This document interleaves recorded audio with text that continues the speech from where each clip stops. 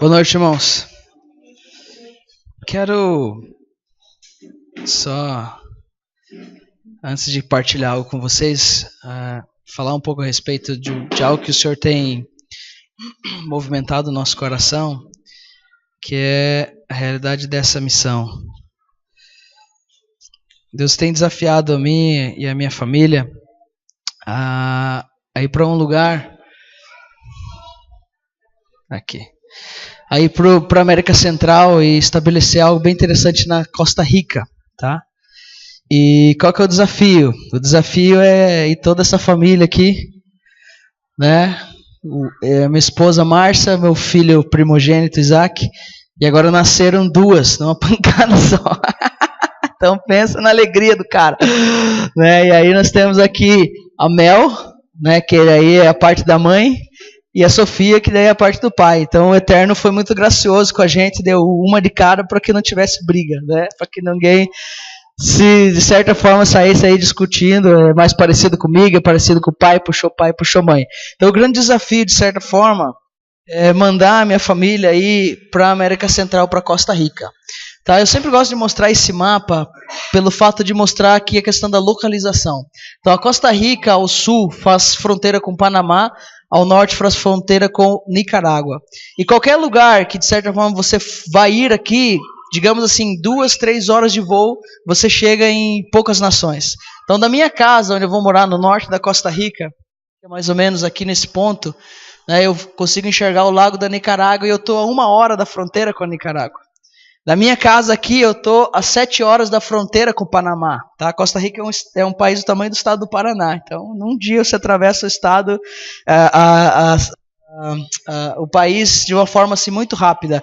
Por exemplo, eu quero trabalhar na América do Norte. Cara, você vai em 1h30 voando, você está ali já na Flórida. Quero trabalhar nas ilhas, Jamaica, República Dominicana, Haiti, Bahamas, questão de 2-3 horas de voo, você está nesses lugares.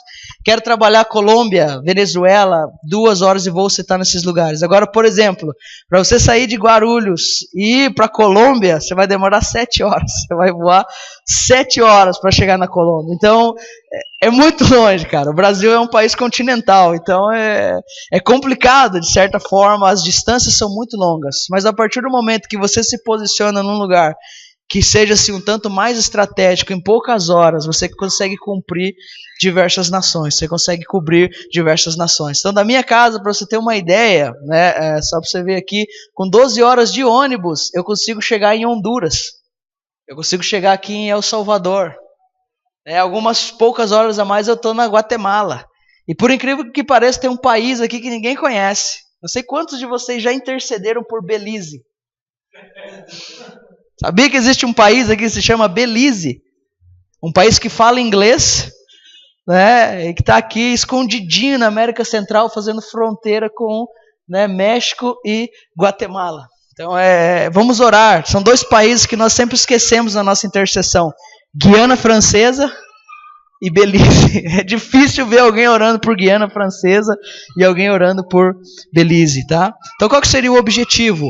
O objetivo geral dessa missão seria desenvolver uma base apostólica no norte da Costa Rica, que sirva como uma plataforma missionária na América Central e que proporcione para esse lugar oração, capacitação, envio, evangelismo e plantação de novas igrejas, tá? Então mais do que sermos uma família missionária nesse lugar, queremos nos estabelecer ali e, de certa forma, mobilizar missões. Então, nós temos um lugar, você vai ver as fotos depois, é bem bonito, bem gostoso, bem espaçoso, e tem já uma estrutura que é capaz de receber outras pessoas. Então, a nossa intenção é mais do que sermos uma família de missionários envolvidas no trabalho de evangelização, plantação de igreja e assim por diante. É mobilizarmos missão. Como eu vou morar lá, eu vou estar envolvido nisso, porque isso, de certa forma, faz parte daquilo que Deus me fez, né? Deus me fez para fazer isso, para compartilhar o evangelho e fazer com que isso se transforme em nascimento de novas igrejas.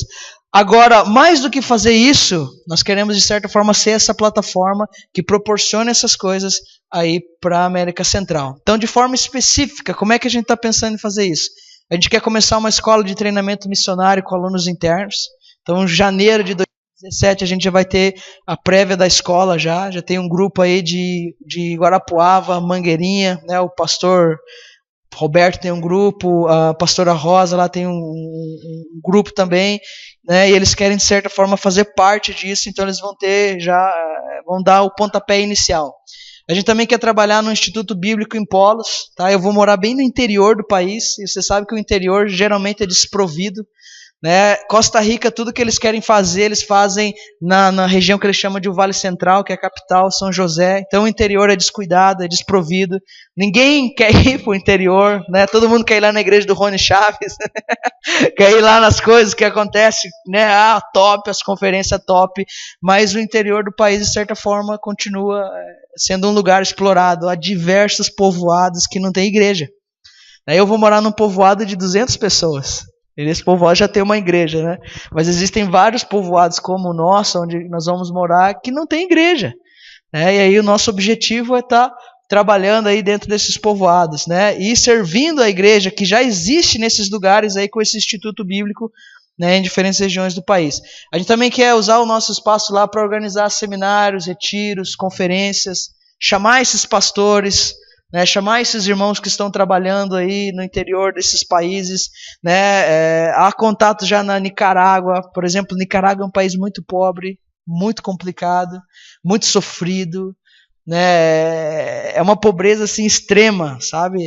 A gente pensa assim que pobreza só, olha aqui umas situações, acho que isso aqui é pobreza. Cara, isso aqui, se eles vivessem nas situações que nós temos aqui, que chamamos de pobreza, eles se sentiriam os caras mais felizes do planeta, né? Então é bem complicado. Então a gente quer organizar esses seminários, esses retiros, trazer esses homens, capacitar esses homens, ajudar esses homens, ser uma plataforma para eles, né? E aí proporcionar experiências missionárias para locais e extralocais. Então o que a gente quer?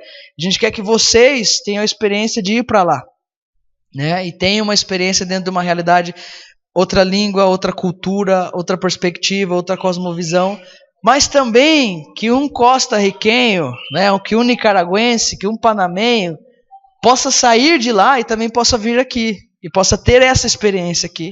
Então a gente quer viabilizar essa realidade, porque a gente não tem que entender que já não estamos num paradigma missionário onde uma nação de primeiro mundo abençoa nações do terceiro mundo, entende? Porque esse era o paradigma missionário antigo. Não, nós estamos num paradigma missionário onde o que precisa existir é a realidade da cooperação.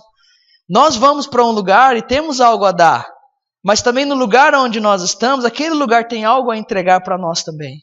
Então é uma junção, uma cooperação que precisa existir, ok? Aí a gente quer trabalhar com evangelismo estratégico, indo em direção ao norte, tá? Para tocarmos aí as outras nações da América Central. A ideia do evangelismo, né, se você for estudar o modelo missionário do apóstolo Paulo, você vai perceber que o modelo missionário do apóstolo Paulo é a plantação de igreja. Não existe modelo missionário sem plantação de igreja, não existe a possibilidade de se cumprir a grande comissão sem a plantação de igrejas. Então, a gente quer evangelizar, mas tem essa consciência de que o evangelismo vai desembocar em plantação de novas igrejas. Aí tem um desejo no nosso coração de ajudar os refugiados, mas não são refugiados da Síria, Líbia, tudo isso que a gente vê na mídia, são os caras que vêm da Nicarágua, né, burlam a fronteira, passam ela ilegalmente e tentam uma vida melhor na Costa Rica. Só que é engraçado que existe como é que eu posso dizer, tipo, sabe essa treta de brasileiro e argentino? Então, assim, a nossa disputa com brasileiro e argentino é uma moça, diante da disputa que existe entre nicaragüense e costarriquenho. Então, assim, por exemplo, um costarriquenho quer chamar alguém de burro, sabe o que ele diz? Isso é um nicaragüense. Então, é um preconceito assim tão arraigado que eles não têm... Você tem uma ideia, para o nicaragüense, por exemplo, o cara está na Nicarágua, ele quer ir para o Panamá, e eles precisam passar no território costarriquenho. Sabe o que ele precisa? Ele precisa de um visto para passar no território. Tá? Então ele tem que enfrentar toda uma burocracia, ou ele vai de avião, aí corta, mas se ele quiser passar via terrestre, ele tem que ter um visto de trânsito que faça com que, de certa forma, ele seja permitido de entrar no território costarriquenho e passar e chegar até o Panamá. Então é uma questão assim extremamente complicada. Aí nós, como brasileiros, temos uma vantagem, nós somos grupo 1. O que é o grupo 1? A gente só precisa de passaporte e vacina de febre amarela. Tendo passaporte, tomou vacina de febre amarela, você vai para vários lugares do mundo. Né? E uma coisa assim interessante, gente, que o nosso passaporte brasileiro vai começar a valer muito, sabia? Nós temos a possibilidade de entrarmos em lugares que outros irmãos de outras nações não têm. Né? Pense comigo, um passaporte americano no Iraque. No lá no meio do Afeganistão, né? E todo mundo quer ter um passaporte americano, né? E despreza o seu brasileiro. Mas, cara, tem lugares no planeta que nós podemos ter o melhor passaporte do mundo, nós não entramos, mas com o nosso ali, ó, verdinha e amarela, a gente entra e tem todas as possibilidades para desenvolver algo com qualidade. E aí a gente também quer proporcionar momentos de renovo espiritual para pastores e líderes, né? Então, assim, Costa Rica é muito bonito, gente. E você não precisa se esforçar para, de certa forma, fazer um trabalho com qualidade, mas também, sabe, sentar assim no final da tarde, ver aquele pôr do sol que renova as suas forças, assim. É muito interessante. Então, o que a gente quer? A gente quer, por exemplo, que os pastores de vocês, que os presbíteros de vocês possam ir para lá, possam desfrutar de um tempo, possam descansar, mas um descanso com propósito. Na eles estão desfrutando e descansando, eles estão se envolvendo com o trabalho que está acontecendo lá, eles estão visitando os povoados que nós estamos evangelizando, eles estão tocando as famílias que de certa forma nós estamos tocando, ou seja, na mesma proporção que ele descansa, é só uma fachada, entendeu? Ele vai lá para trabalhar, mas nós estamos só enrolando ele, entendeu? Mas a grande ideia é essa, é estar aberto, né, para esses irmãos, para recebê-los, para que eles possam de certa forma ter também essa experiência, né? É muito significativo ir para outra nação, ter contato com outra cultura, abençoar outras pessoas, né? Faz muita diferença. Aí como é que a base vai funcionar? A base vai funcionar como uma plataforma para pessoas que querem se envolver com o trabalho missionário, tendo como ponto de partida Costa Rica. Então, como eu mostrei para vocês pela questão da localização, onde ela está localizada, né, e também pela questão das parcerias, a gente pode servir missionários e pastores que queiram desenvolver trabalhos tanto na América Latina, na América Central, na América do Norte, na Europa e na Ásia. Então, né, eu faço parte da Cristianismo Decidido, né, nós temos o pastor Samuel Kutenski, que está na Alemanha, né, então já é uma porta aberta para a Europa. Nós temos, né, um menino da nossa congregação, da congregação que eu pastoreio, ele hoje auxilia o missionário Jardel na Tailândia. Um menino que há uns anos atrás estava fumando crack embaixo da marquise, hoje o cara é missionário na Tailândia, então é coisa linda o que o evangelho pode fazer, né? Nós temos a parceria desse projeto é com um irmão amado chamado Mitch, né? Acho que alguns irmãos conhecem, né? Ele sempre tem compartilhado a palavra aqui, ele é americano, então gente, são inúmeras as possibilidades. Eu tenho dito assim que o mundo está ficando pequeno para nós, né? Às vezes a gente está tão desesperado aí com algumas coisas, mas gente, o Senhor está no controle. Apocalipse capítulo 4 continua descrevendo o Senhor assentado no seu trono, tendo em suas mãos o livro que contém o destino das nações. Então, relaxa, relaxa. Tá, é interessante pensar, Apocalipse não é um livro escrito para elucidar as curiosidades humanas a respeito dos tempos dos fins. Apocalipse é um livro escrito para gente que está amargurada, desesperada, aflita, em crise. E quando ele, amargurado, desesperado, aflito, em crise, abre o livro do Apocalipse, a primeira coisa que ele vai se deparar é com Cristo ressurreto e exaltado, e a segunda é com o Senhor Todo-Poderoso assentado no seu trono. Ou seja, Deus não está preocupado. Deus continua tendo o controle nas suas mãos, ok? E a coisa mais linda, né? Dizem que Deus é soberano porque Ele, né, estabelece todas as coisas. Mas eu gosto de pensar que Deus é soberano não porque só estabelece todas as coisas, mas Isaías diz que nada pode escapar das suas mãos. Então tudo aquilo que Deus fez, isso vai se manifestar, vai se concretizar, ok? E aí a nossa escola lá ela vai ter 3 ênfases. A gente vai trabalhar com a questão da oração, a palavra e essas ações justas dos santos. Então os alunos vão se envolver com a realidade dos turnos aí de adoração e intercessão, aí as matérias ministradas no curso e vão poder colocar em prática aquilo que eles estão recebendo do Senhor no seu tempo com ele e recebendo dos professores nas ministrações, em prática aí no campo missionário. E qual que é a ideia? A gente pretende chegar na Costa Rica em setembro de 2016. Essa Costa Rica está encantada para mim, porque eu ia para lá em novembro do ano passado. Eu descobri que a mulher estava grávida. Falei, não, vamos em janeiro, né? Daí nasce, nós vamos em janeiro. Em janeiro eu descobri que era 2. Eu falei, não, vamos vamos dar um ar para a cabeça, né, cara? Meu Deus. Né? Ter 3 mulheres não é fácil, cara. Aqui é umas fotos aí do lugar, tá? Então essa aí é a propriedade. Aqui tinha muita serração, mas aqui você consegue ter a vista do Lago da Nicarágua, né? É um dos lagos de água doce mais maiores aí no mundo, tá? Aí essa é uma casa que tem lá. Aqui vai servir para a cozinha da escola, lavanderia da escola, quarto para hóspedes, né? Vamos ter as aulas aí nessa varanda. Esse aqui é o alojamento, então nós temos 2 alojamentos, um alojamento para homem, um alojamento para mulher, tá? O alojamento cabe bastante gente. Essa cama aqui é a cama do Golias, tá bom? O cara que fez essa cama, ele exagerou, cabe quase um colchão de casal nessa cama, que é para ser solteiro. Então nós vamos colocar aqui beliches e tal, então vai caber a média de 7 pessoas em cada alojamento, então a gente pode aí receber pelo menos 14 pessoas, que já é um número bem significativo, né? Aí a vista da casa em direção ao lugar. Essa caminhonete aí também já está aí à disposição do trabalho da escola, né? Lá precisa de uma 4x4, porque o bagulho é louco mesmo. É sinistro, né? Quando eu tava em janeiro lá, quando eu tava vindo embora por ir pro aeroporto, de madrugada, para sair aqui a gente teve que ligar o 4x4, pra você ter uma ideia. Então o negócio é complicado. E aí em janeiro eu fui para lá porque nós fomos abençoados com uma casa, né?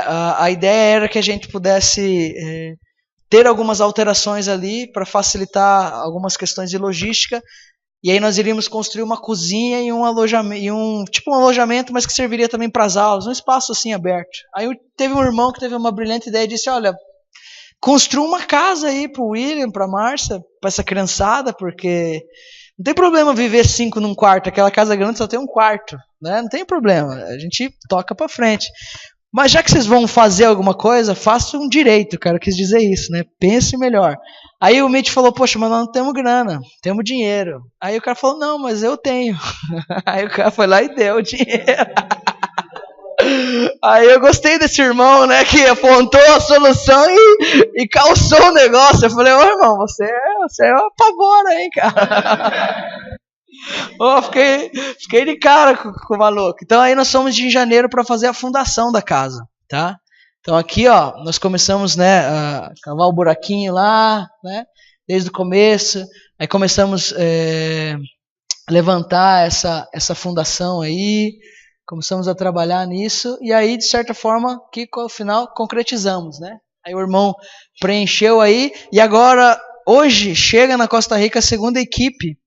Isso aí foi feito em janeiro. Agora, em abril, chegou a segunda equipe que vai agora, em cima dessa fundação, levantar toda a estrutura da casa, cobrir e pôr as paredes, né? Então, o Senhor tem sido muito bom, muito generoso, tem aberto portas, tem nos dado possibilidades, né? Então, a gente precisa, de certa forma, ser, primeiramente, grato a Ele e a tudo aquilo que Ele está fazendo. Aí, os nossos desafios, gente. A gente precisa de muita oração. Então, sempre quando vocês estiverem orando, por favor, orem por nós. Né? A gente precisa da oração por adaptação da família, né? E principal a questão da adaptação das crianças. Eu tenho um filho de 5 anos que está em processo de alfabetização. Então eu vou tirar ele não foi alfabetizado ainda, eu vou colocar ele dentro de uma outra realidade.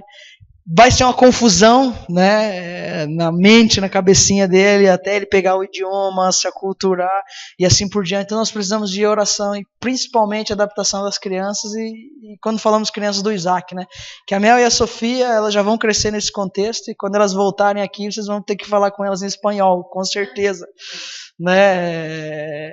A gente vai falar português dentro da casa, mas escola, sociedade, televisão... sem chance. Então elas vão tender, elas vão ser mais costarriquenhas do que brasileiras, né? Então elas vão amar muito mais feijão do que os brasileiros. E aí a gente precisa de intercessão para o desenvolvimento e avanço disso. né? E aí entra a questão de recursos, né? Documentação, passaportes e assim por diante, né? As permissões, e aí vai, várias coisas que de certa forma nós estamos aí pedindo para que os irmãos de certa forma estejam orando, né? Porque eu sei que a partir do momento que nós oramos, se o Senhor fala com você, você vai corresponder, ok? E aí que está os nossos contatos, a gente se coloca à disposição para esclarecer qualquer dúvida, né? Você pode entrar no meu Facebook, William Deres, que tem 2 álbuns lá da Costa Rica, você pode conhecer melhor, ver as imagens, né? E se apaixone pelo lugar. Comece a pesquisar no Google, Costa Rica. Pegue lá e digite, por exemplo, Rio Celeste, vulcão Miravage, são coisas que estão no nosso quintal. Né? Então a gente não precisa se esforçar para ver a beleza. Então Deus tem sido gracioso, a gente vai poder servir ao Senhor num lugar muito lindo, muito precioso. Né? Eu estou me sentindo privilegiado. Pai de 2 meninas, podendo, né? O Joel falou, vai filho. Vai, eu estou indo mesmo, sem dó. Né? E aí está, né, a questão de qualquer dúvida e esclarecimento, ok? Aí, irmãos, eu tenho aqui um material que alguns irmãos me ofertaram, que é um livro sobre oração, um livro sobre missão do Samuel Kutensky, e eu tenho alguns gibis aqui da Luz e Vida. E se você quiser ofertar para missões, você pode adquirir esse material. Aí você pergunta para mim, quanto que é? Cara, é uma oferta voluntária, beleza? Que você quiser, que você de certa forma estiver disposto a fazer no seu coração. Então se você quiser abençoar de forma prática, no momento, a questão da missão da Costa Rica, o trabalho que o Senhor está colocando nas nossas mãos, você pode fazer isso adquirindo esse material aqui, ok? Quanto por quanto? Cara, daí vai da tua consciência. Se você quiser levar sacolinha, leva sacolinha, não estou nem aí. Eu sei que ali na frente o Senhor vai providenciar mais. Então é gostoso fazer as coisas desprendidamente, ok? Então, gente, mais uma vez eu quero enfatizar isso. Por favor, orem por nós. Orem por nós, porque nós precisamos de muita oração, ok? Nós precisamos que o Senhor, de certa forma, nos leve a um lugar diferente. Nós queremos ser sal e luz naquele lugar, naquela nação. E nós queremos, de certa forma, poder também ver aí, né, a cara de vocês por lá. O que vocês acham? Né? Tem 3 caras que eu tenho que levar para lá, assim. Um é o Michael, o outro é o Álvaro. Não sei se vocês conhecem o pastor Álvaro. Não, o pastor conhece. O Michael não conhece. Meu Deus. O pastor Álvaro é... Sabe o papai Smurf? É igualzinho. Se ele coloca o gorrinho, ele é igualzinho o papai Smurf. Cara. Então, nós temos que levar ele para lá. Então, gente, deixa o Senhor falar com você a respeito disso. Né? Quem sabe você aí é um missionário para esses lugares e não sabe. Eu tinha um desejo de ser missionário no Uruguai. Agora não me pergunte por quê. Tinha a vontade, tinha o desejo, sempre orei. Mas a minha oração sempre foi, Senhor, eu quero ser missionário no Uruguai. Mas se eu não posso ser missionário no Uruguai, eu quero ser missionário num país de língua hispana. Eu quero ser missionário ou na América Latina ou na América Central. Eu quero servir esse povo latino, que tem o meu sangue, né? Eu quero servir esse povo. E o Senhor, de certa forma, começou a mover coisas e, cara, aquilo que de certa forma nós oramos, isso está acontecendo. O Salmo 2 diz assim, pede-me e eu te darei as nações, não é isso que diz? Só que isso é perigoso. Né? Nós estamos pedindo muitas coisas para o Senhor. E às vezes nós não temos nem consciência do que nós estamos pedindo. Mas o Senhor, Ele está ouvindo cada uma das nossas orações. E o Senhor é pronto para responder os nossos pedidos. Foi dito aqui que ele né, se o filho pede pão, ele não vai dar um escorpião na bandeja. Ele vai corresponder. E a coisa mais interessante é que o Salmo 2 está falando do Filho, está falando do Messias. Né? E o interessante é que o Messias pediu as nações. Só que quando o Senhor lhes entregou, Ele teve que se envolver com elas. Ele teve que deixar toda a sua glória e vir para a terra, para que Ele pudesse se envolver com elas. Então orar é um negócio perigoso. Né? Se você não quer ter uma vida assim meio balançada, não ore. É melhor você ficar quietinho, de boa, ore o Pai Nosso, seja livrado das suas tentações, né? Agora, se você quer outra realidade, meu amigo, Aí começa a fazer essa loucura que a gente fez aqui, né, cara? Você quer aclamar o Senhor e pedir para que Deus nos mova, né, e remova as coisas que de certa forma não podem mais permanecer em nós e traga sobre nós aquilo que realmente é o seu desejo e a sua vontade. Amém?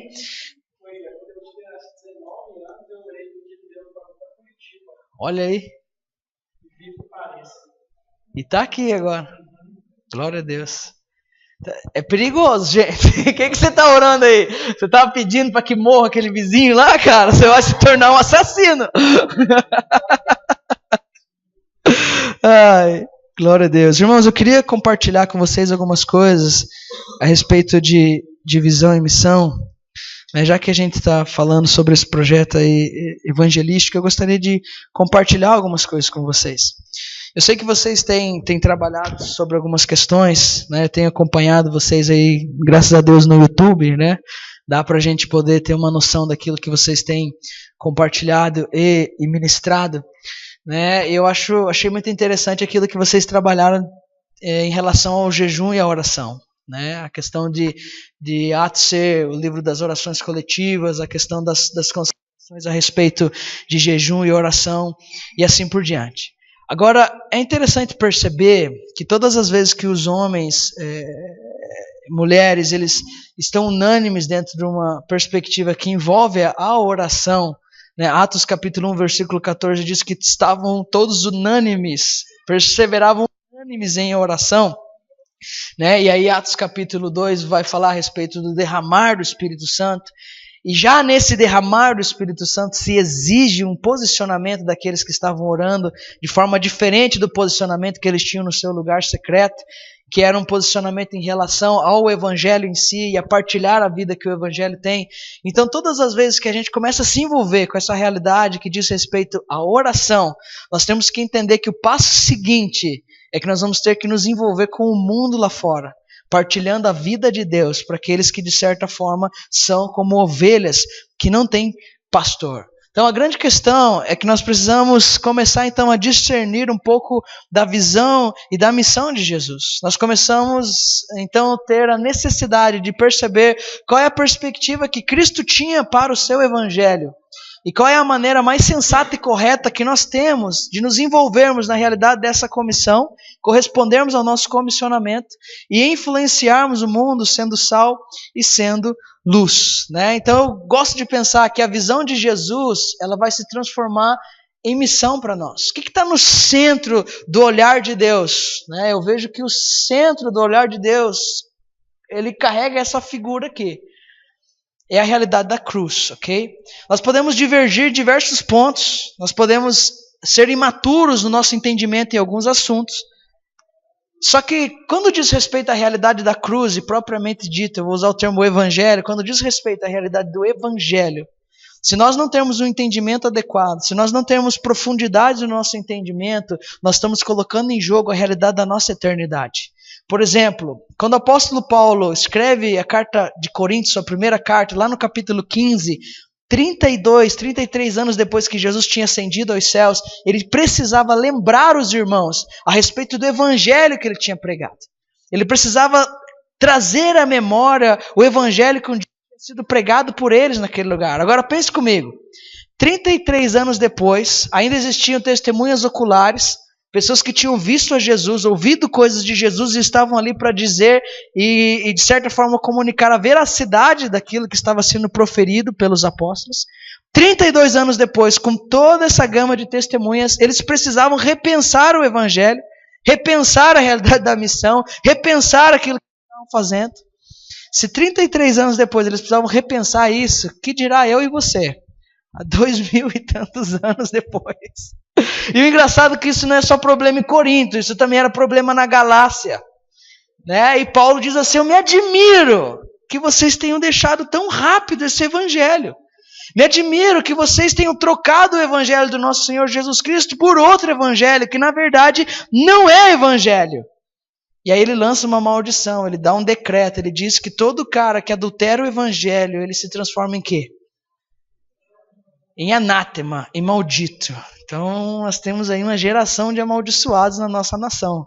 de gente que tem corrompido, denegrido, manchado, maculado a imagem do Evangelho do nosso Senhor Jesus. Então, qual que é o objetivo quando nós olhamos para a realidade do Evangelho? É simples. É levarmos o Evangelho todo, termos a compreensão total do Evangelho para todas as pessoas, em todos os lugares. Então, qual que seria o nosso objetivo como cristãos? Eu acredito que seria pensar como Cristo pensou, seria agir como Cristo agiu, seria, de certa forma, olhar para o mundo como Ele olhou. E aí, quando a gente vai falar disso aqui, visão e missão, já assusta, né? O cara olha essa visão, missão, o cara fala, ele vai propor como que é o organograma lá, ele vai colocar assim as coisinhas, e daí tipo Herbalife, né? Aí ele vai, eu não quero falar disso, tá bom? Não é um lance piramidal, né? Quando nós falamos de missão, de visão, né? Realmente a primeira coisa que de certa forma vai aparecer é isso. É uma nova forma mirabolante de fazer a tua igreja crescer. Que na verdade isso aí é uma cópia do ensino piramidal que essas questões de marketing aplicam aí, né? A Life, a Forever. Nada, é simplesmente isso, com uma roupagem cristã. Ok, tudo bem. A gente, tudo, né? Vamos fazer o sinal da cruz e seguir em frente. Agora, a gente tem que entender que hoje se fala muito de visão, né? Se fala muito a respeito disso, se fala muito sobre como uma visão se desenvolve, como uma visão se cumpre, mas eu vejo que a gente fala muito pouco da visão de Cristo. E quem é um cara mais visionário do que o Cristo? Não existe ninguém mais visionário do que Jesus. Cristo, ele tem uma visão e ele deixa isso escancarado nas Escrituras. Ele espera que eu e você possa cumprir essa realidade. Então eu penso que toda visão pessoal que é dada a um indivíduo precisa passar pelo crivo da visão do Cristo. Porque se não passa pelo crivo da visão do Cristo, não serve. Por quê? Porque só vai servir para construir um império. Só vai servir para construir uma torre. E Deus não está afim dessas coisas, irmãos. Vocês sabem disso, né? Ele não está interessado nisso. Então, mais do que termos uma visão bíblica, pegarmos um versículo e construirmos nós precisamos ter uma visão da Bíblia. Nós precisamos ter uma visão, não micro, nós precisamos ter uma visão do macro, uma visão do todo. Nós precisamos, de certa forma, estar envolvidos dentro dessa realidade. Então, Jesus, ele sempre nos disse o que a gente precisa fazer. O que a gente tem que fazer agora é nos alinhar com a sua vontade. Então, vamos pensar um pouco a respeito da visão de Jesus, né? Então, vamos olhar para a visão Jesus de uma forma bem atenciosa. Então, para a gente entender completamente a visão de Cristo, a gente precisa olhar com atenção para as últimas ordenanças relatadas nos evangelhos de Marcos, Mateus e Lucas. Você sabe que o primeiro evangelho a ser escrito foi o evangelho de Marcos, né? Ele é o primeiro evangelho a ser escrito. E a partir desse evangelho de Marcos, né, Lucas faz sua investigação, usa outras fontes, mas, né, há uma grande probabilidade de que Marcos seja uma das principais fontes do Lucas aí escrevendo algo para o Teófilo, e Mateus também com certeza, né, estava na mão. O que ele ia fazer? Ele ia aproveitar, né, diz que no mundo nada se cria, tudo se copia, então eles começaram a levar adiante essa realidade. Então vamos olhar com muita atenção, vamos pegar o nosso binóculo espiritual e vamos de certa forma nos debruçar sobre as últimas ordenanças que foram relatadas aí nos evangelhos de Marcos, Mateus e Lucas. Então, qual que é a primeira? É Marcos, né? Então, Marcos vai dizer algo muito simples. Marcos vai dizer, ide por todo mundo e pregai o evangelho a toda criatura. Então, Marcos traz uma ordenança que é muito simples. Vão por todo mundo e pregai o evangelho a toda criatura, tá? Aí, depois de Marcos, nós temos o Mateus. Agora o Mateus, ele já vai de certa forma dar uma enfeitada no pavão aquele, vai deixar o negócio mais bonito. Ele vai dizer, portanto, ide. É o mesmo princípio do Marcos 16, ide. Agora ele vai dizer não simplesmente para se ir e para se pregar o evangelho. Ele vai dizer que nós devemos ir e fazer discípulos de todas as nações, batizando-os em nome do Pai, do Filho e do Espírito Santo, e ensinando-os eles a observar todas as coisas que nos tem mandado, e o Senhor estará conosco todos os dias até a consumação dos... Então perceba que a ordem de Jesus envolve todos os lugares e todas as pessoas. A gente vê isso em Marcos. Logo, um complemento para essa ordem é inserido. E a gente começa a ver que a questão não é apenas ir e pregar o evangelho, mas também é começar a entender que enquanto estamos indo, pregando o evangelho, o Senhor vai despertar pessoas, e essas pessoas que estão sendo despertadas pela realidade da palavra, é nossa responsabilidade então abraçá-los como sendo discípulos nossos. Okay? Então é isso mais ou menos que vai acontecendo dentro da realidade das comissões. Então todas as pessoas em todos os lugares, elas precisam receber um evangelho integral. Tá? Quando Marcos diz ide por todo mundo e pregai o evangelho, ele está chamando a nossa atenção para o fato de que o evangelho é uma mensagem específica. Então existem muitas pessoas que há 5 anos frequentam uma igreja evangélica e que nunca ouviram o evangelho. Tá? Porque o pastor um dia precisa falar de casamento, no outro dia ele fala de família, no outro dia ele prega de dízimo, no outro dia ele tem que falar sobre... Ou seja, é o encargo do pastor admoestar, ensinar e trabalhar no seu rebanho. Aí chega o dia em que ele vai expor o evangelho, que ele vai pregar o evangelho, ele vai fazer uma série a respeito do evangelho. Agora o interessante é que a ordem, necessariamente, para se pregar o evangelho, não está dentro da realidade da igreja. Ele não diz agora vão para a igreja e pregue o evangelho lá. É isso que diz o texto? Ou diz assim, convide o mundo para vir para a igreja. É isso que diz, ide por todo mundo e convide todas as pessoas para a sua reunião domingo à noite. É isso que diz? Não, ide por todo mundo e o quê?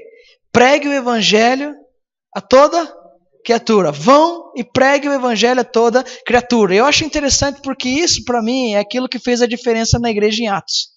O Senhor diz assim, que eles perseveravam na doutrina, na comunhão, no partir do pão, nas orações, e muitas almas havia temor, sinais e prodígios eram feitos pelos apóstolos, E chega um momento que o texto diz, e o Senhor acrescentava à igreja aqueles que iam sendo salvos. Então, qual que é, digamos, a ideia que faz com que isso aconteça? Aí eu acredito, é a minha heresia.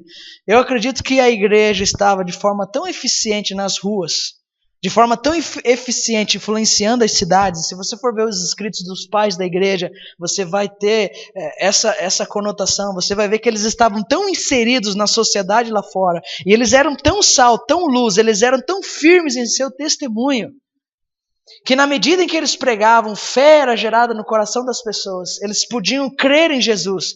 E o fato deles crerem em Jesus, fé vem pelo ouvir, e ouvir o quê? Palavra de Deus. Pela graça sois salvos, mediante a fé. Isso não vem de vós, isso é dom de Deus. Então, enquanto eles recebiam fé, tinham fé para crer, todo esse conjunto de coisas aciona algo precioso, que nós chamamos de salvação. Então, pessoas eram salvas nas ruas. E o Senhor, vendo pessoas serem salvas nas ruas, qual era o trabalho que ele tinha? Era de pegar aqueles que eram seus agora, que estavam sendo salvos na rua, e introduzi-los aonde? Na igreja. Introduzi-los na realidade da igreja. Então a igreja de Jerusalém se transformou em uma igreja que o Senhor pode confiar. O Senhor pode acrescentar pessoas àquela igreja. Existe uma diferença gritante entre crescimento e acréscimo. Muitos pastores hoje não querem crescer. Eles querem que se acrescentem. Eles querem que pessoas sejam acrescentadas no seu rebanho. Mas há uma diferença gritante. A última coisa que o Senhor faz em uma igreja é acrescentar. Primeiro o seu povo, seu círculo íntimo, sua liderança, os seus membros, eles precisam crescer, perseverar na doutrina, na comunhão, no partir do pão, na oração, cultivar temor. Ou seja, essas características vão sendo, de certa forma, coisas que se manifestam no interior da igreja. Aí o Senhor olha para essa igreja e fala, poxa vida, essa é uma igreja que eu posso confiar. Essa é uma igreja que eu posso acrescentar. Então o Senhor acrescenta a essa igreja pessoas que estão sendo salvas nas ruas. Por quê? Porque o povo de Deus está posicionado lá fora. Porque o povo de Deus entendeu que a comissão diz respeito ao mundo e não à igreja. Porque eles entenderam que Deus amou o quê? O mundo de tal maneira que deu o seu filho. E agora, entendendo essas realidades, eles podem se dar então por esse mundo. Ok? Então as coisas começam a ficar cada vez mais, mais eu chamo de complicadas. Né? Aí vem a ideia de Lucas. Lucas diz assim, está escrito que o Cristo havia de padecer e ressuscitar dentre os mortos no 3º dia. E que em seu nome se pregasse arrependimento para a remissão de pecados a todas as nações, começando aonde? começando por Jerusalém. Então o evangelho íntegro, irmãos, é um evangelho responsável. É necessário irmos e pregarmos a toda criatura. Agora, de forma mais específica, essa pregação, ela consiste na responsabilidade de se fazer discípulos. Então é necessário, é preciso ensinar o homem a viver como Cristo viveu. E essa então vai ser a verdadeira marca desse evangelho integral. Qual é a marca de um evangelho íntegro, de um evangelho integral, de um evangelho de um evangelho verdadeiro? É que os homens estão sendo conformados à imagem do Cristo. Não é que eles estão prosperando, sendo abençoados. Não, eles estão sendo conformados à imagem de Jesus. Jesus é um caminho para o céu, certo? Não, irmão. Jesus é um caminho para o Pai. Diga, glória a Deus. Ele diz assim, eu sou o caminho, a verdade e a vida. E quem vir por mim vai ir para o céu. Nunca foi a ideia dele. Se fosse, você se convertia, ele te matava.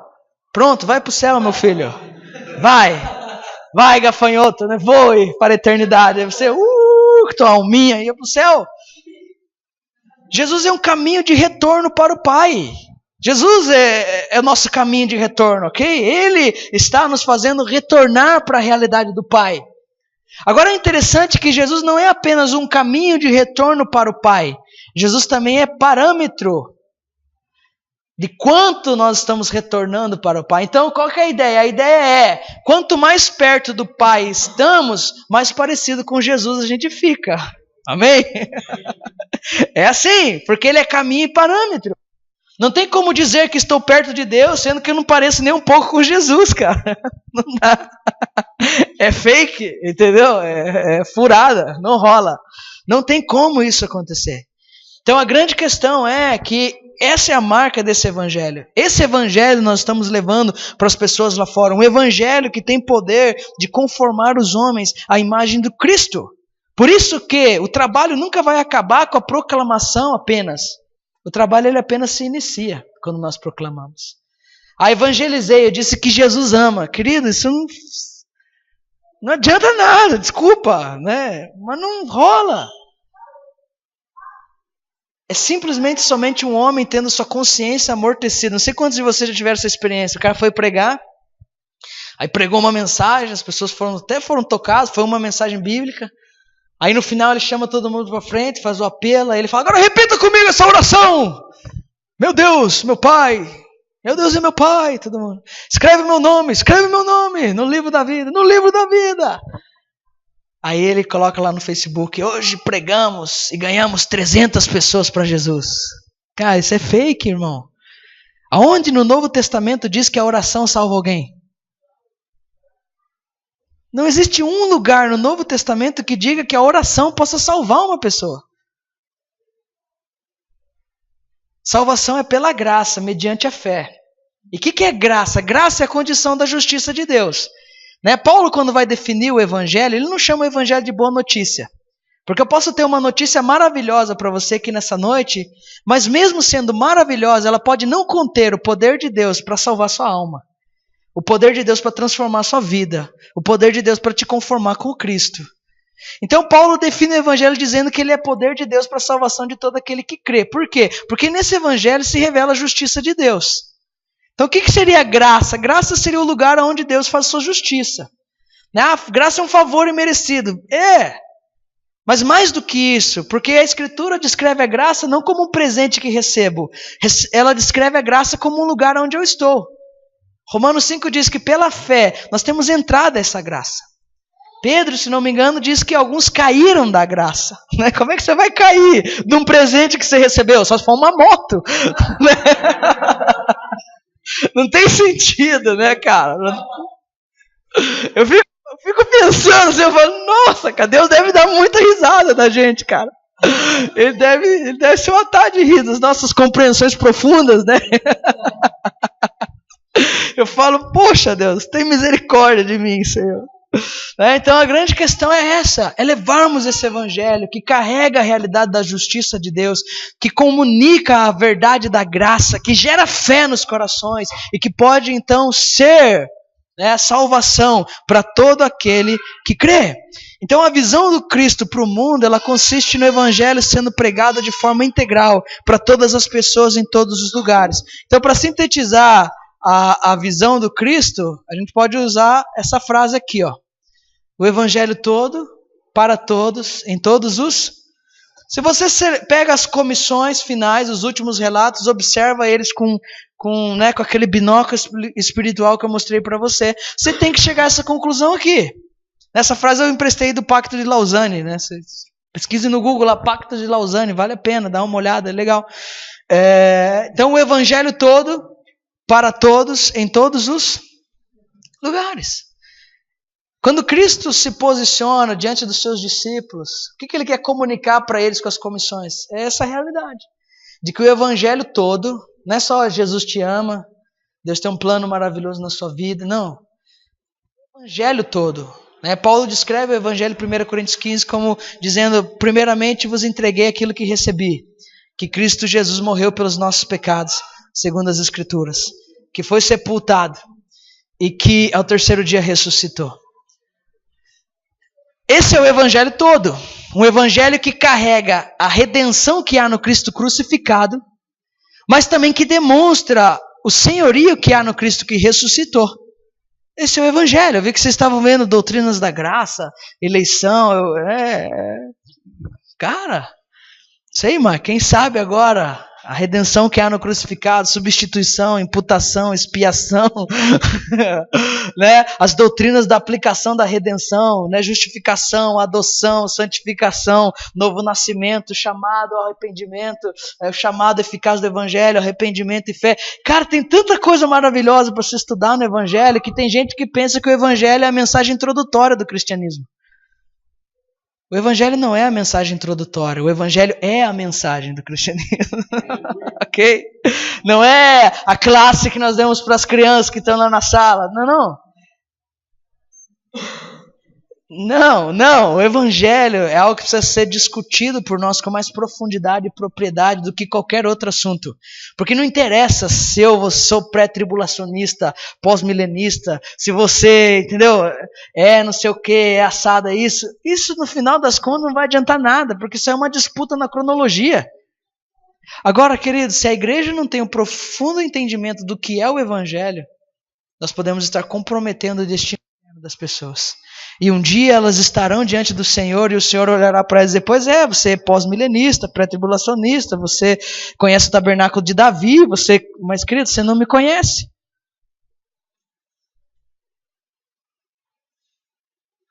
Você não entendeu que tudo que foi escrito apontava para mim, para o Messias, para o Cristo, para o Jesus? É simples, gente. Por isso que é melhor investir no Cristo do que em qualquer assunto. É sem margem de perca, ok? É sem margem de perca. Então, gente, nós vamos levar o Evangelho todo para todos, em todos os lugares. Agora é interessante, porque eu fico pensando nos apóstolos, né? Pedrão, João, fico pensando ali em todos aqueles que caminharam com Jesus. Eles tiveram uma experiência profunda com o Mestre. Só que agora o Mestre se apresenta para eles e diz que tudo aquilo que eles vivenciaram com ele, eles precisavam reproduzir em larga escala no mundo. Eles precisavam ir por todos os lugares. Eles precisavam ir pelas nações ao seu redor. E eles precisavam fazer aquilo que foi feito com eles, com outras pessoas. Agora eu ficaria desesperado. Eu falei, cara, como é que eu vou para outras nações? Como é que eu vou tocar outras pessoas? Como é que em larga escala, entende que é larga escala, discipulando nações, essa é larga escala. Como é que nós vamos fazer isso em larga escala? Cara, eu fico pensando no Pedro com noite sem dormir, fico pensando nos caras assim, pensando agora, o que nós vamos fazer? Nós somos desse povoado aqui, nós somos dessa região aqui, nós estamos familiarizados com essas questões, com essas coisas. Cara, como é que isso tudo vai se transformar em realidade? E aí existe uma estratégia, né? Uma estratégia para que essa missão possa ser cumprida. E qual que é a estratégia? A estratégia não é faça isso, faça aquilo. Não, a estratégia é Atos 1:8, filho. O M. Bond diz assim, que os homens estão procurando novas estratégias, mas Deus está procurando homens, porque a estratégia de Deus é os homens. Então, qual que é a estratégia? Filho, é essa aqui. Ok? É essa aqui, cara. Ore, jejue, vá pregar na rua para você ver o estrago que acontece. A estratégia de Deus é essa. Receberemos poder ao descer sobre nós o Espírito Santo. E seremos testemunhas, tanto em Jerusalém, Judéia, Samaria e até os confins da terra. Então perceba, queridos, que existem duas perspectivas para o cumprimento dessa visão de Cristo, que é levar o evangelho todo para todos, em todos os lugares. A primeira está relacionada ao indivíduo. O poder vem sobre o indivíduo e o capacita para que ele possa ser uma testemunha. A segunda está relacionada a uma estratégia mais de ponto de partida. Ou seja, esse homem revestido com o poder do Espírito Santo, ele vai começar a trabalhar a partir de Jerusalém, Judéia, Samaria, e ele vai chegar até os confins da terra. Agora imagina esses homens desesperados, com o comissionamento que eles tinham, com tudo que eles tinham que realizar no mundo. E aí chega o Jesus assim, e fala, galera, é o seguinte, eu sei que o negócio, vocês estão aí meio apavorados, vocês estão aí numa situação tanto complicada, delicada, mas eu quero dizer algo para vocês. Vocês vão receber o Espírito Santo. Ele vai trazer poder sobre vocês. E vocês vão ser testemunhas. Então, a partir desse poder, da realidade do empoderamento do Espírito, vocês vão poder testemunhar. E sabe por onde vocês vão começar isso? Vocês vão começar isso por Jerusalém. Vocês vão começar isso por Judéia, Samaria. E então, a partir dessa realidade, vocês vão alcançar os confins da terra. Ok? Então, qual que é a primeira perspectiva? É o indivíduo. Ele recebe poder para se transformar numa testemunha. Segunda, ele tem que trabalhar de uma maneira prática nas regiões determinadas por Deus. Então vamos ver aqui a realidade do indivíduo. Ok? Eu amo o Finney. Amém, Mike? Não, brincadeira, Mike. Mas é que eu gosto dessa frase do Finney. E eu falei, não tinha outro cara que fala de poder do alto mais do que o Finney, cara. Eu falo pros caras, mano, eu amo o Finney como ministro do evangelho, mas como teólogo não dá pra engolir. Como ministro do evangelho, cara, ele é fantástico. Tem um livro dele chamado Uma Vida Cheia do Espírito. Cara, é um livrinho que eu sempre tô ali, ó. Você junta aquele livro do Mahesh, que é esse livro, Uma Vida Cheia do Espírito. Cara, faz uma salada na tua cabeça que você só pensa em ter poder para testemunhar. Você só quer fazer o fervo acontecer, entendeu? Então o Finney dizia assim, ó, que a maior necessidade dos nossos dias é de poder do alto. E eu concordo com ele. Que a maior necessidade dos nossos dias é de poder do alto. A gente tem lindos lugares, lindas estratégias, uma música fenomenal, sabe? A gente tá dando inveja em muita gente, cara. Só que parece que tudo isso aí é desprovido da essência. Parece que não... É um negócio muito humano, muito carnal. Parece que não tem óleo na engrenagem. Funciona a engrenagem, mas é muito rígida. Aquela barulheira, aquele negócio estranho. É bonito, mas você sabe, quando você tem discernimento e percepção, você começa a olhar e ver, cara, há sucesso, há avanço, mas cara, você para ouvir os caras e fala, meu, Deus que me perdoe, mas avançar desse jeito, Senhor, eu não quero. Porque a gente sabe que a gente pode manipular pessoas sim ou não? Que a gente pode barganhar com pessoas sim ou não? Só que a gente tem que se posicionar com as pessoas igual Jesus se posiciona com o jovem rico. Mano, vende tudo que você tem e dá aos pobres. O cara falou, cara, eu não vou vender, eu vou sair fora. Jesus não saiu gritando para ele, ei, peraí, então dá o dízimo e tá resolvido. Não, cara, ele deixou o maluco embora. Aí a gente fala, não, mas isso é muito terrível, tratar as pessoas assim. Aquele terrível é tratar as pessoas debaixo da manipulação. Terrível é barganhar com as pessoas a sua salvação eterna. Terrível é fazer de um homem filho do inferno 2 vezes mais do que ele já é. Isso é terrível. Então o nosso senso de justiça moral, a nossa misericórdia, ela é muito humana. A gente entra na crise do Abacuque. Não sei se você já percebeu no livro do Abacuque. O Abacuque reclama por quê? Porque ele quer que Deus seja menos divino e mais humano. Ele quer que Deus veja todo o problema dele e intervenha com a solução. E às vezes nós estamos nessa situação, né? Fala, não, vamos, Deus, Acho que o senhor precisa ser um pouco mais humano, o senhor tem que pender um pouco mais para o nosso lado. Porque nós estamos vivendo em problemas nesses dias. Mas qual que é o verdadeiro problema? A verdadeira necessidade, eu acredito que está aqui, falta poder do alto. Aí o texto de Atos 1 vai dizer, né? Abre comigo Atos 1, 4. Quanto tempo eu tenho mais, Michael? Pode ir? Glória a Deus! 8h15, 8h15. Vamos mais um pouquinho, gente. Então, olha só, Atos 1, 4 aí, por gentileza.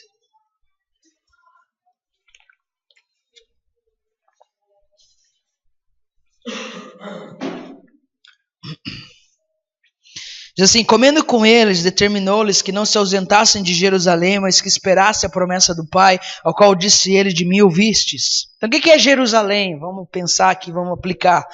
Seria a região das nossas particularidades.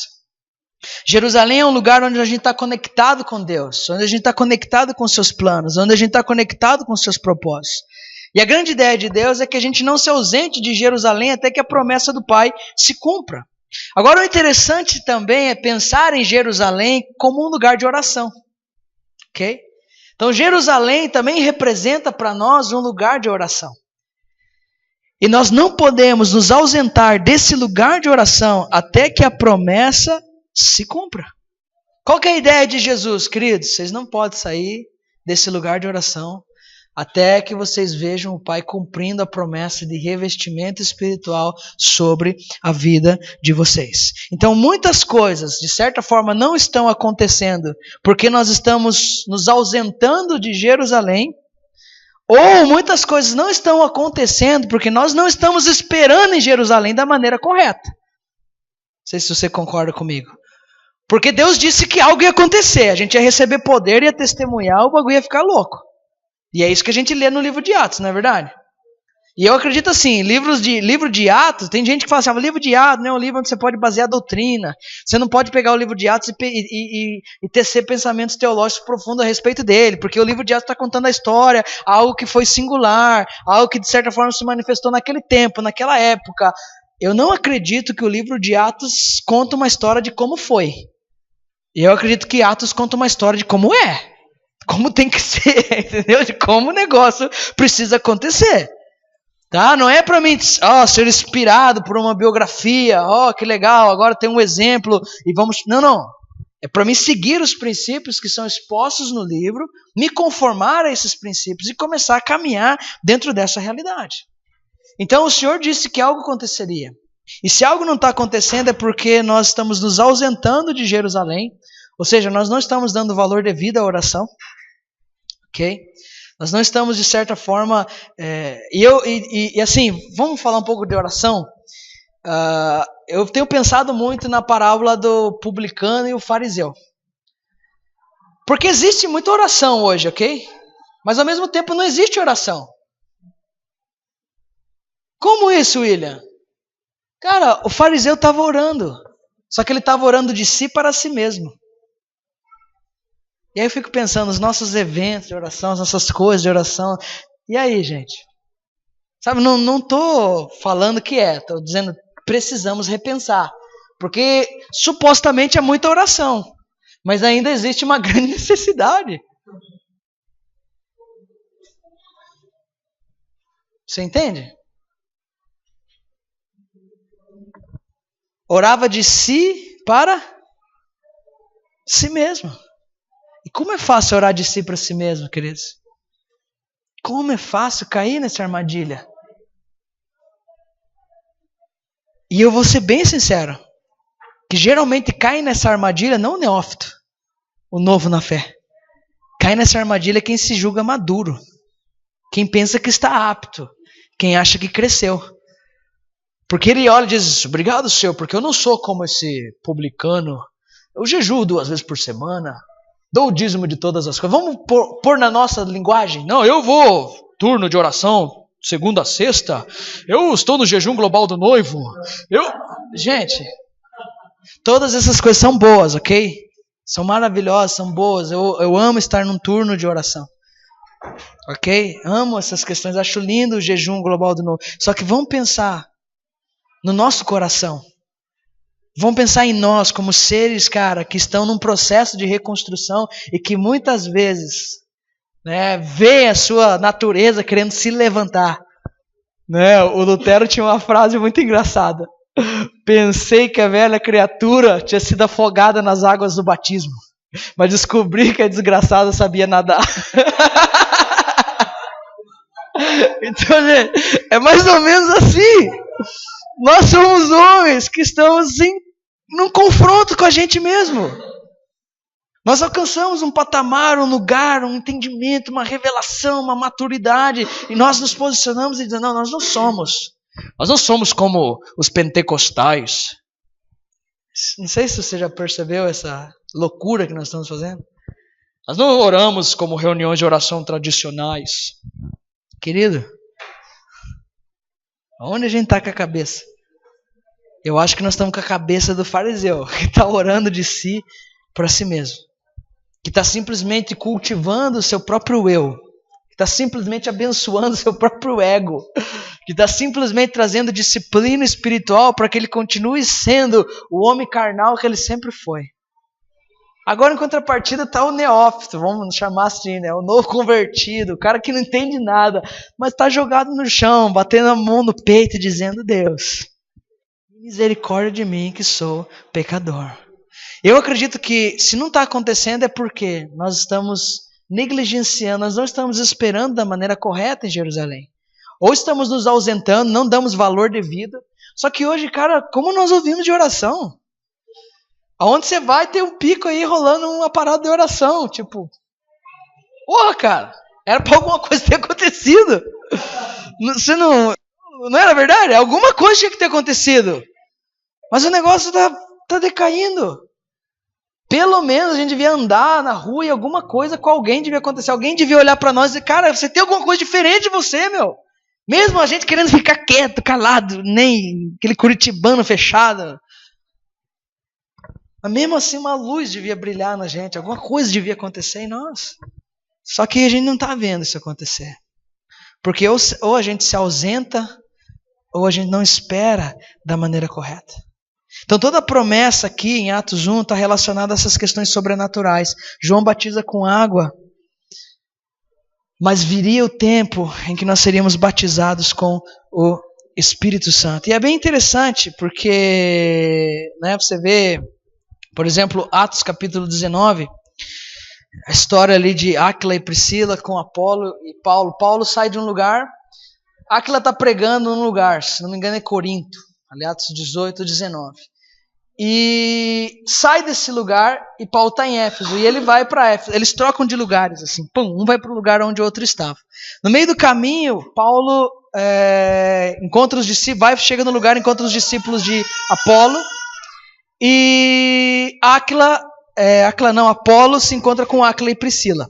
Áquila e Priscila comunicam com mais precisão para Apolo o caminho de Deus.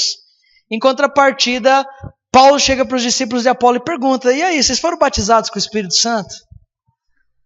E aqui eu não estou entrando na questão da divergência que existe entre batismo no Espírito Santo, ok? Eu estou falando assim, vocês foram revestidos com o poder do alto?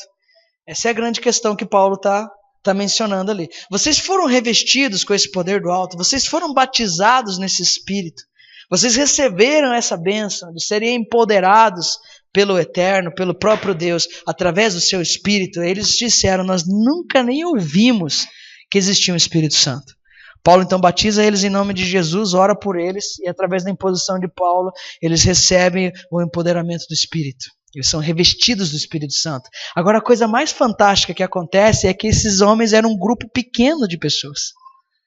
Um grupo bem pequeno de pessoas. Agora, abra Atos 19 e eu quero mostrar para você o que acontece nesse grupo aí. Eles eram um grupo bem pequeno de pessoas. Eram alguns irmãos. Atos 19. Aí, sabe o que acontece, cara? É algo fantástico. Que nós não estamos vendo acontecer nos nossos dias. Atos 19, né? Só um exemplo aqui do empoderamento na Escritura. Né? Atos 19, diz ali, ó, quando Paulo lhes impôs a mão, versículo 6, veio sobre eles o Espírito Santo e começaram a falar em línguas e profetizar. Eram ao todo uns 12 homens. Então eles eram 12 homens que viveram por um período de tempo sem o empoderamento do Espírito. Sempre foram um grupo reduzido de irmãos. Agora, olha só o que acontece, cara. Quando, de certa forma, eles são revestidos do Espírito Santo. Né? Só deixa eu achar aqui o texto.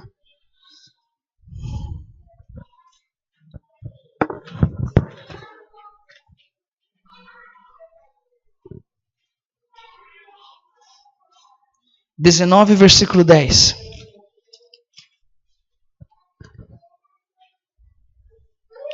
Isso continuou por 2 anos, de forma que todos os judeus e gregos que viviam na província da Ásia ouviram a palavra do Senhor. O que esse grupo de 12 homens que começaram a caminhar no poder do Espírito fizeram na região da Ásia? Pregaram o Evangelho. E num período de 2 anos, toda a Ásia ouviu, cara. Olha que mobilização fantástica. Na história isso também acontece. Um dos movimentos missionários mais mencionados na história da igreja é o dos irmãos moravianos. Qual que é a base desse movimento moraviano? É a oração. Agora, uma oração genuína, de certa forma, nos faz esperar de maneira correta em Jerusalém. E isso faz com que a promessa se torne uma realidade. Isso faz com que a promessa se cumpra. E homens e mulheres possam então ser revestidos pelo Espírito Santo. Então, cara, o que acontece com nós? O Espírito Santo vem sobre nós e nós recebemos o quê? Poder. Agora, que poder é esse? Né? Eu lembro dos corinhos. Mano, eu conheço o Maico do tempo da Batista Pentecostal. Você lembra, Maico? O William de terno e gravata, pregando. Não? Irmão, o bagulho é louco. Que poder que é esse, cara? Né? Que é esse poder que, de certa forma, há necessidade? Segundo o dicionário, ele significa eficácia, força, capacidade e potência. Então perceba, né? Quantos de nós gostaríamos de ser eficientes em nossa tarefa? Vamos mudar a palavra poder pela palavra eficiência, mas recebereis eficiência. Olha que coisa linda. Nós precisamos de irmãos que sejam eficientes na obra do ministério. Porque não é só fazer, precisa ser feito com eficiência. Né? E o que traz eficiência sobre nós para desempenharmos o nosso papel de testemunhas? É o Espírito Santo de Deus. Nós podemos testemunhar, falar, pregar, inventar o jeito X, o jeito Y, a coisa. Mas se nós orarmos e formos revestidos, o Espírito Santo trará sobre nós esse poder. Ele fará com que haja em nós eficiência. A grande questão de Atos ali 1:8 não é, de certa forma, apenas trazer para nós uma perspectiva mística. Porque a igreja é apaixonada pelo místico, sim ou não? A gente quando fala do poder do Espírito, a gente pensa no braço arrepiado, nas costas, na espinha, naquela língua estranha que vem de cima, embaixo, né? Aquela coisa louca, aquela sensação maravilhosa. Só que a questão ali não é sensação maravilhosa. A questão ali não é uma manifestação poderosa. A questão ali é um homem, uma mulher que se posiciona no mundo e de certa forma efetua com efetividade, com força, com capacidade, com poder, com potência, o seu papel de testemunha. Sabe, a gente pode babar rolando no culto, queridos, mas se a gente não sair do culto e lá fora for a testemunha que Jesus nos chamou para ser, nós estamos aqui no mero entretenimento. É mais um evento na nossa agenda, é mais um momento para nosso troféuzinho. Hoje eu orei 1 hora. Hoje busquei, hoje jejuei. Daí nós estamos que nem o fariseu. Jejuo 2 vezes por semana, dou o dízimo de todas as coisas. Você vê como não somos muito diferentes, nós estamos longe dessa realidade. Se a gente se enclausura aqui, queridos, a gente tem que romper com essa mentalidade romana do enclausuramento. Mas o profeta Elias foi para a caverna. Querido, no Novo Testamento não tem caverna. Não tem, querido. No Novo Testamento não tem caverna. No Novo Testamento não tem essas coisas. O Novo Testamento tem outras realidades. É outra perspectiva. No Novo Testamento os homens têm a dádiva de ter morando o próprio Espírito de Deus. E por causa disso, eles podem fazer aquilo que Deus quer que eles façam no mundo. Diga amém para mim. Concorde com isso, por favor. Oh, Jesus! Então, muitas vezes, nós estamos limitados às sensações. E é tão terrível limitar o poder do Espírito às sensações. Que prisão que a igreja entrou quando ela começou a limitar o poder do Espírito às sensações. Porque a sensação entorpece a nossa alma, irmãos. Ela engana a nossa consciência. Porque nós pensamos, Deus estava aqui. Só que Deus estava aqui por um propósito. Que é trazer para nós, para que a gente possa lá fazer o que Jesus quer que a gente faça.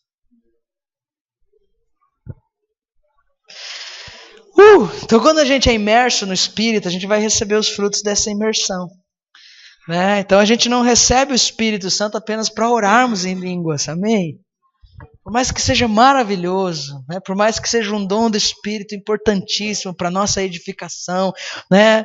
Mas não é só para isso, a gente recebe o Espírito para sermos testemunhas. Agora é interessante que tipo de testemunha o poder nos transforma, o Espírito com seu poder nos transforma. Diz assim, mas recebereis poder ao descer sobre vós o Espírito Santo, e ser-me-eis minhas. Então, o termo grego ali para testemunhas é mártires, e não é Marta, tá? Não deriva o termo Marta, deriva o termo mártires, tá bom? Então não é para ser a irmã Marta, é para ser um irmão mártire, o que é totalmente diferente. Então a Escritura diz assim, que a ideia de Jesus era deixar claro para os discípulos qual seria o preço que eles pagariam pelo fato de ter assumido essa responsabilidade. Então todo irmão que recebe o Espírito recebe poder, mas recebe esse Espírito e esse poder para um objetivo claro na Escritura, para se transformar em quê? No mártir. Agora, se a gente não quer passar a vergonha de falar de Jesus para alguém, nós estamos bem longe dessa realidade. Eu pensava assim, eu estudei muito sobre esse lance de mártir século XXI, eu pensava assim que eu estava pronto para morrer por Jesus. Aí eu fui viajar de avião, o avião deu uma baixada, eu percebi, eu não estou pronto. Não estou pronto. O meu sonho é terminar a minha carreira num país perseguido. Mas por enquanto eu vou ficar com a Costa Rica. Bem tranquilo. Sem perseguição, livre, onde eu posso pregar o Evangelho. Mas qual que é o objetivo de Deus?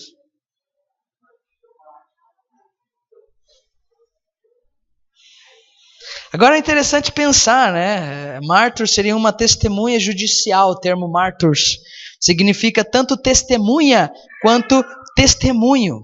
Então a palavra mártires dá origem ao termo mártires. Então Jesus deixa claro que tipo de testemunha eles seriam e que preço eles pagariam por ter essa atitude. Agora o que seriam esses mártires? Na história da igreja, as pessoas que literalmente morrem por Jesus, né, elas são os mártires mais respeitados. Só que a realidade do martírio transcende a morte. Pensar em martírio, vincular martírio apenas à morte, é ter uma visão, na minha opinião, tá? Eu posso estar redondamente enganado, mas na minha opinião, apenas vincular martírio com morte é ter uma definição pobre do que é martírio, entendeu? Tipo, só morte. Não, eu acredito que existe algo que transcende essa realidade. Então, mártir seria o quê? Mártir é uma pessoa que foi testemunha e que virou um testemunho. Então, o que é um mártir? Um mártir é alguém que mesmo depois da sua morte continua pregando e ganhando pessoas para Jesus. Isso é um mártir. Independente de como ele morreu.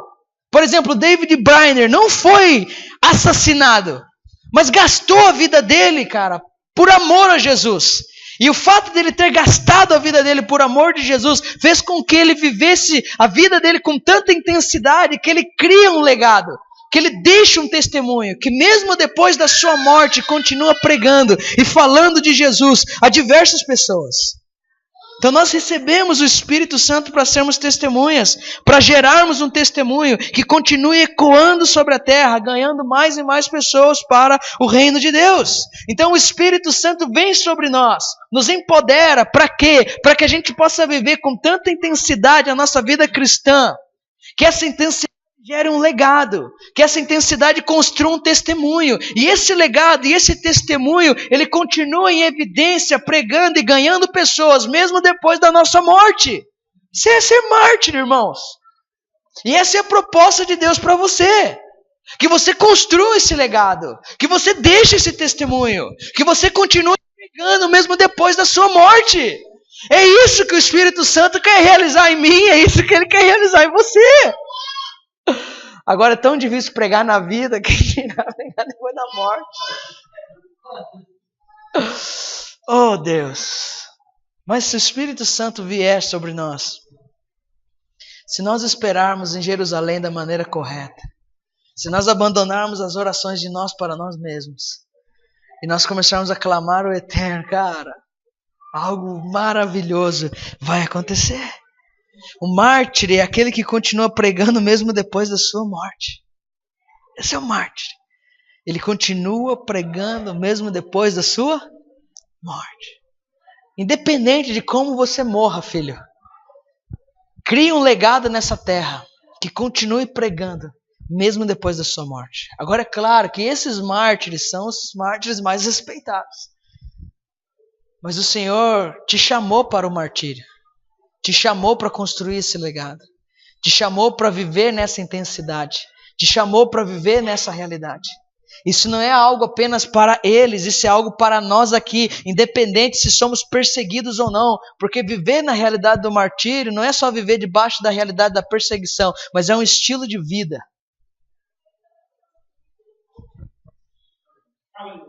É um estilo de vida. É uma vida radical com Jesus. É simples. E quem proporciona isso para nós? Meu braço? Meu esforço? O próprio Espírito de Deus em nós. Se o Espírito de Deus se move em mim. Nós não vamos cantar como o rei Davi, mas vamos morrer que nem esses caras aqui, ó.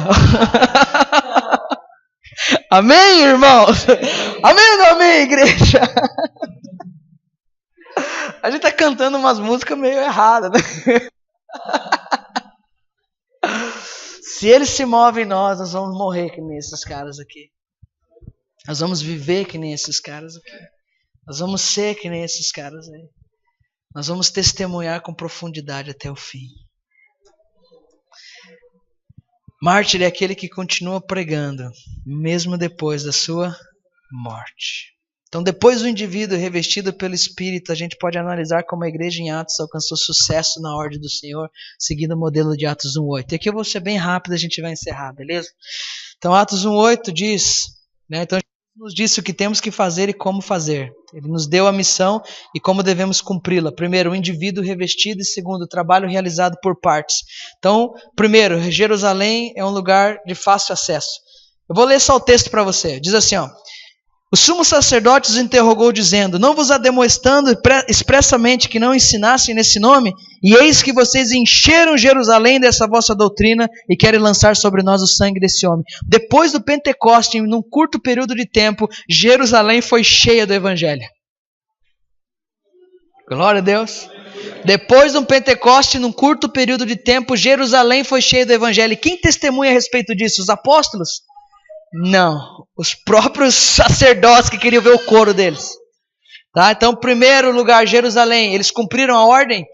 Cumpriram. Eles foram efetivos em Jerusalém? Foram. Só que Jerusalém estava tão bom que eles começaram meio que se acomodar num lugar assim muito complicado. Eu gosto dessa imagem aqui porque se acomodar em Deus é se acomodar na linha do trem. Cara, numa hora ou outra você vai ter que levantar correndo. E o que acontece? Acontece lá Judéia e Samaria. Uma grande perseguição se inicia para que a igreja que está em Jerusalém espalhe e comece a falar de Jesus aí nas outras regiões. Aí você pode ler Atos capítulo 8, né, e você vai ver aquilo que acontece, você vê Filipe, várias outras pessoas, e um avivamento estoura em Samaria. E aí vem uma frase na minha mente, né, se a gente não cumpre Atos 1:8, Deus vai cumprir Atos 8:1. É simples. Tá? É muito simples.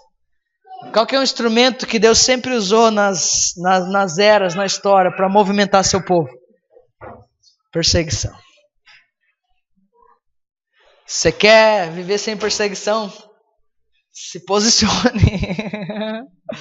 Porque senão o trem vai vir. E vai tirar você desse lugar aí. Aí, depois vem o último momento, que são as viagens missionárias de Paulo e os confins da terra. Aí é interessante que aí entra o texto de Atos 19:10. Você viu lá que dura por um espaço de 2 anos, e todos os que habitam na Ásia, tanto judeus como gregos, ouviram a palavra do Senhor. E aí eu sempre faço uma pergunta: quanto tempo nós estamos aonde estamos? Qual é a porcentagem de pessoas ao nosso redor que ouviu a mensagem do Evangelho? Isso a gente precisa pensar, né? Esses caras, depois de serem empoderados pelo Espírito, no período de 2 anos, evangelizaram a Ásia. A Ásia, velho. Agora nós estamos com dificuldade de evangelizar o nosso vizinho. Quanto tempo nós estamos aonde estamos e qual é a porcentagem de pessoas que ouviram a verdade do Evangelho?